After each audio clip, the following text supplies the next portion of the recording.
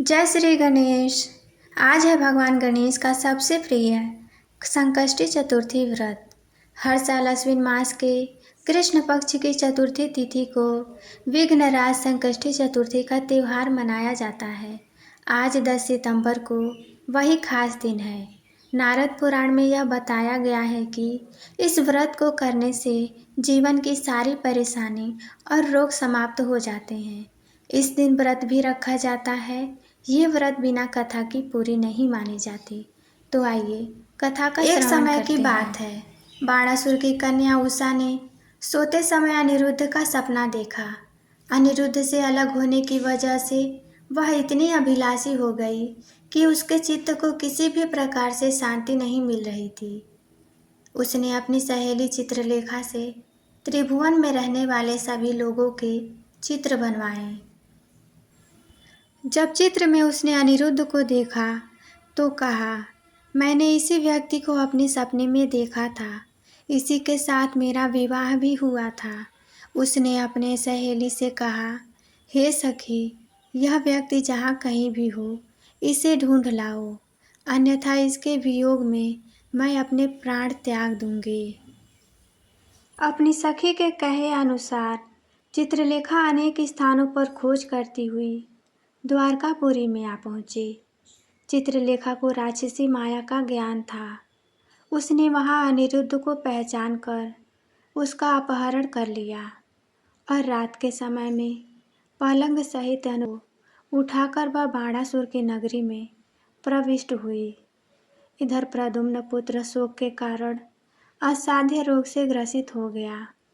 अपने पुत्र प्रद्युम्न और पौत्र अनिरुद्ध की घटना से कृष्ण जी भी व्याकुल हो उठे। रुक्मिणी भी दुखी होकर बिलखने लगी और खिन्न मन से कृष्ण जी से कहने लगी, हे नाथ, हमारे पौत्र का किसी ने हरण किया है या वह अपनी इच्छा से ही कहीं गया है। मैं शोकाकुल होकर आपके सामने ही अपने प्राण त्याग दूंगी। रुक्मिणी की बातें सुनकर श्री कृष्ण जी यादवों की सभा में उपस्थित हुए। वहां उन्होंने लोमश ऋषि के दर्शन किए। श्री कृष्ण ने सारी घटना ऋषि को सुना दी। श्री कृष्ण ने लोमश ऋषि से पूछा कि हे मुनिवर, हमारे पौत्र को कौन लेकर गया है या कहीं वह स्वयं ही तो नहीं चला गया। उसकी माता पुत्र वियोग के कारण बहुत दुखी है। लोमश मुनि ने कहा, हे कृष्ण, बाणासुर की कन्या उषा की सहेली चित्रलेखा ने इनका अपहरण किया है और उसे बाणासुर के महल में छिपाकर रखा है। लोमश ऋषि ने श्री कृष्ण जी से कहा, आप अश्विन मास के कृष्ण पक्ष की चतुर्थी का अनुष्ठान कीजिए। इस व्रत के करने से आपका पौत्र अवश्य ही मिल जाएगा। श्री कृष्ण जी ने लोमश ऋषि के कहे अनुसार व्रत किया और इस व्रत के प्रभाव से उन्होंने बाणासुर को पराजित कर दिया।